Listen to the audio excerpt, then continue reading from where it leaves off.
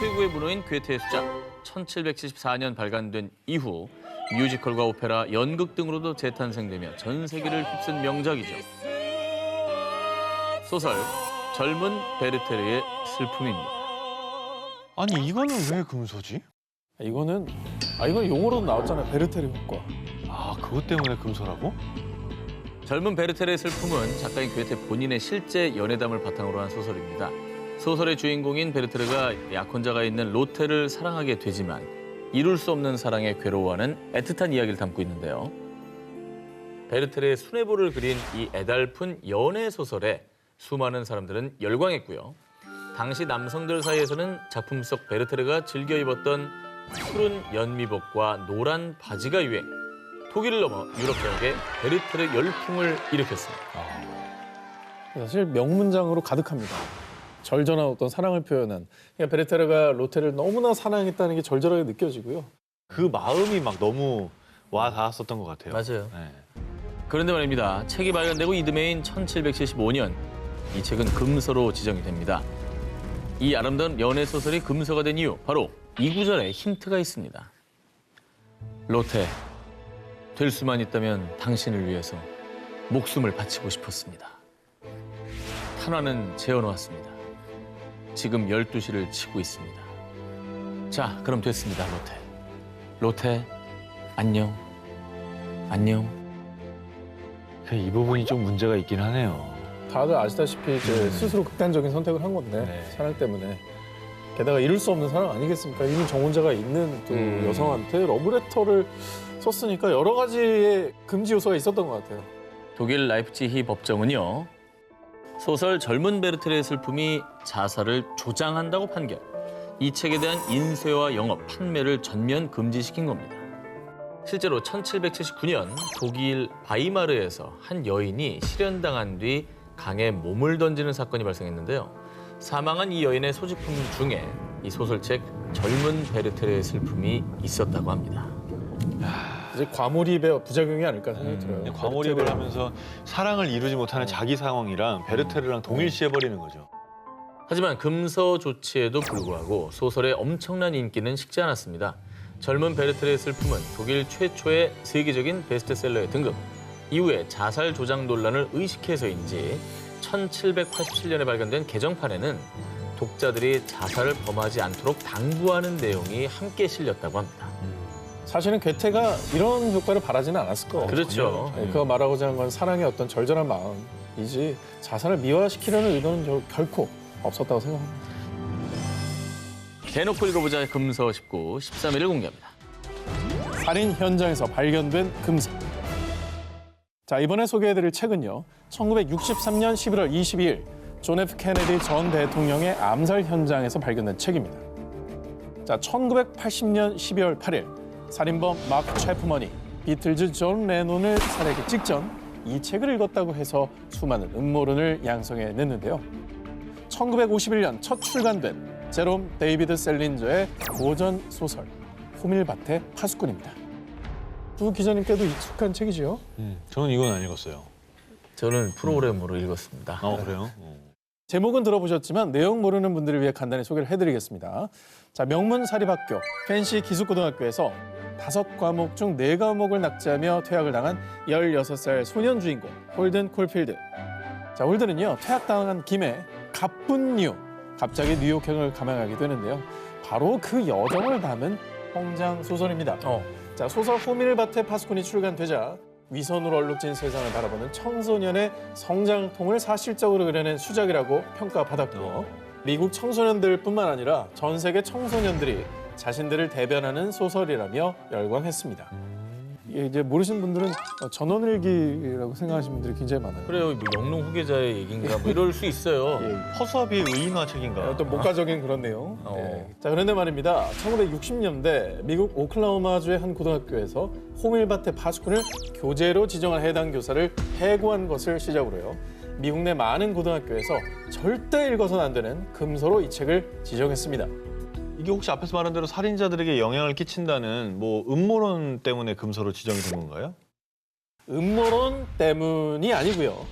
이 소년의 일탈이요. 소설 내에서 리얼해도 너무 리얼했던 겁니다. 세상에 저항하는 반항아답게 이 말끝마다 육두문자를 달고 사는 거 하면요. 심지어 금발머리는 춤을 잘 추었기 때문이다. 내가 같이 춤췄던 여자들 중 최고였다.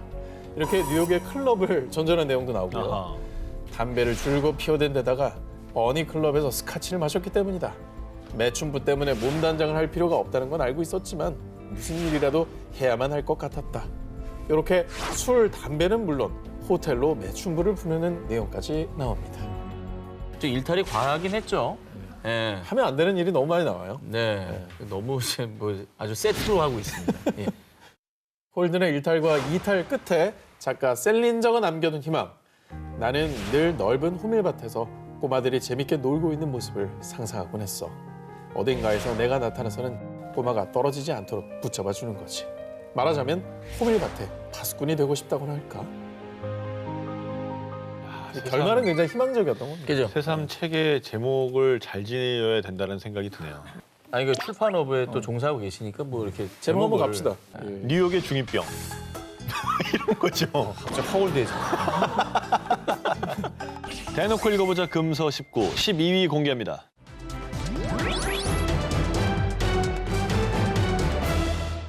이번 특종은요. 미국 문단에서 아직도 논쟁이 계속되고 있는 책입니다. 아직도라고? 그렇습니다. 지금도? 지금도. 무슨 내용이길래? 자, 이 책을 각각 다르게 해석한 양측의 주장은 이렇습니다. 개인주의가 팽배한 요즘 시대는 드물게 베푸는 기쁨과 진실한 사랑을 느낄 수 있는 책이에요. 아, 무슨 소리입니까? 이 책은 성차별을 조장하고 맹목적인 모성애를 강요하는 시대 최고적인 책이라고요. 자, 이렇게 양측이 첨예하게 대립하며 금서 논쟁 중인 책의 정체. 바로 쉘 실버스타인이 쓴 그림동화. 아낌없이 주는 나무입니다. 아낌없이 주는 나무는 소년을 위해 자신의 열매, 가지, 밑동까지 내어주는 한남의 헌신적인 사랑을 그리고 있는데요. 국내에서는 권장 도서로서 또 많은 어린이들이 읽고 있습니다. 그런데 1988년 미국에서는 성차별 도서로 분류, 콜로라도 도서관의 금지 도서 목록에 올랐습니다. 그 이유가 대체 무엇이냐? 자, 책 내용을 살펴보겠습니다. She is likewise happy to give him her branches and later her trunk. But then time passes and the boy forgets about her. 나무를 허라 그랬구나. 자, 이렇게 영어로 쓰인 원작에서는 이 나무를 she, 이 그녀라는 뜻의 여성형 대명사로 표기했는데요. 그러네. 이 일각에서는 소설 속의 나무를 엄마, 소녀를 아들로 해석한 게 많았고요. 여성인 나무에게 무조건적인 사랑과 이타적인 기부를 요구한다는 이유로 금서 조치를 내린 겁니다. 이 책이 출판된 것은 1964년. 하지만 금서로 지정된 것은 20년도 더 지난 1988년인데요. 자, 왜 그때서야 논란이 되었느냐? 자, 미국에서는 7, 80년대 여성의 권리와 이익을 추구하는 여성 운동이 절정을 이뤘습니다. 자, 사람들의 의식에도 많은 변화가 생기면서 뒤늦게 아낌없이 주는 나무에 대해서도 새롭게 인식을 하고 해석하게 된 겁니다. 하지만 미국 문단에서 여전히 아낌없이 주는 나무에 대한 논쟁이 끊이질 않고 있고요. 아동도서에 좋아하는 목록과 가장 선호하지 않는 목록, 이 모두에서 높은 순위를 차지하고 있다고 합니다. 대단하다. 자, 다음 특종 역시 성차별적인 이유로 금서가 된 책인데요. 자, 그런데요. 이 책의 성차별 근거는 앞의 것과 조금 다릅니다. 여성이 주인공인 이 책에 대해서 미국 일리노이주 시카고의 공립도서관 사서는요. 여자가 세상을 구한다니 말도 안 돼. 아, 이런 불경스러운 책은 우리 도서관 책장에 올려놓을 수 없습니다. 1928년도에 이 책을 금지시켰고요. 아, 28년도면 그럴 수도 있겠네요. 예, 오히려 이제 반대에 되는 의식을 그때는 갖고 있었던 거죠. 미국 플로리다주 공립도서관의 사서인 도드 역시 이 책은 너무 부도덕해요. 아이들에게 이 책은 아무런 가치가 없다고요. 뭔데? 라며 공개적으로 모든 도서관 사서들에게 경고, 반드시 피해야 할 책, 절대 구입해서는 안 될 책 목록에 이 책을 포함시켰습니다. 야, 이게 뭐냐 되게 궁금하네. 근데 미국 고전이야. 고전. 힌트. 여자가 리더고 등장인물들이 때로 다녀. 근데 이 멤버를 여자 주인공이 영입을 해. 도로시가 나와, 도로시. 그저 그 이상한 나라의 앨리스. 그 이상한 나라의 앨리스. 아, 아니다. 뭐지? 앨리스가 주인공, 도로시가 주인공이야. 도로시가 뭐 이렇게 허수아비 나오고 그런 거 말하는 거 아니야? 오즈의 마법사. 아, 그렇지. 아, 근데 너무 헷갈리다. 이상한 나라의 앨리스는 뭐지? 자, 도서관 사서들뿐만 아니라 미국의 장관, 교육자들까지 너무 혐오했던 이 책은 바로 1900년에 출판된 라이먼 프랭크 바움의 동화 위대한 오즈의 마법사입니다. 근데 이게 어쨌든 왜 불경스럽다는 판단을 내린 거예요? 자, 이 책이 금서가 된 이유, 위대한 오즈의 마법사는 캔자스 농장에 살던 소녀 도로시가 회오리에 휩쓸려 신비한 나라 오즈에 도착. 허수아비, 양철나무꾼, 사자와 함께하는 모험을 그린 어린이 동화인데요. 문제는 주인공이 도로시였다는 겁니다. 처음 출판된 1900년대 초반에만 해도 여성 인권은 바닥을 치는 수준이었습니다. 여성들에게 순종과 복종을 강요. 그런 시대, 남자도 아닌 10대 소녀가 영웅, 이 리더라는 설정은 절대 용납할 수 없는 것이었습니다. 어쨌든 남성들의 어떤 권위주의 의식 때문에 이걸 네. 금서로 지정을 한 거군요. 예. 근데 지금 생각하니까 그런 시대에 이 도로시 같은 캐릭터를 써낸 저 작가가 대단하게 느껴지네요. 앞서가신 거죠. 네, 정말 많이 저 앞서가셨네요. 시대. 그렇습니다. 위대한 오즈의 마법사 작가인 프랭크 바움이 도로시를 이렇게 진취적인 여성으로 그리게 된 건 19세기의 유명 여성 운동가인 장모님 마틸다 게이지의 영향이 컸다고 하는데요. 그녀의 권유로 글을 쓰게 됐고 당시 문제작이었던 위대한 오즈의 마법사를 출간한 프랭크. 한때 정말 말도 안 되는 비난이 쏟아지기도 했지만요. 위대한 오즈의 마법사는 출판 이후 14편의 시리즈가 나올 정도로 큰 인기를 얻었고요. 뮤지컬, 영화, 또 만화로도 각색. 도로시는 새로운 여성 리더의 희망이 되어 전 세계적으로 큰 사랑을 받고 있습니다. 여성 인권 운동가였던 장모의 영향을 받았다고 하니 저 책이 정말 그런 의도가 있었던 책이긴 하네요. 그럼요. 씨암탉 잡아주시면서 네, 그러니까 그 시대에서는 쓰게 또 하지 않았을까? 그런 생각도 굉장히 장모님은 무조건 씨암탉을 잡아줘야 되는 거예요? 아, 아낌없이 장모님이 나옵니까? 뭐 저 닭 끓이는 사람이에요? 장모의 사인 아, 사랑을 사랑 성차별적으로 받아들이지 마세요. 장모님이 뭐 나무 아니. 그루터기예요? 아니 장인이 요리를 해줄 수도 있고 장모가 요리를 그건 장인으로 얘기를 했어야죠. 진짜 어쩌면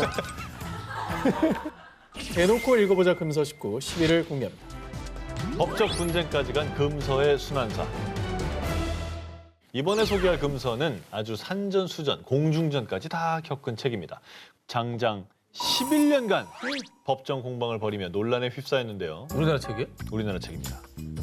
마광수 작가? 아니 근데 마광수 작가의 책이 그 즐거운 사라 아닙니까? 응. 그것도 읽었어요? 그것도 영화가 되기도 했어요. 영화도 봤어요? 아, 이게 책도 보고 영화도 본 거예요? 금자가 써 있으면 다 봐요. 논란이 된 이 금서는 바로 조정래 작가의 대작 태백산맥입니다.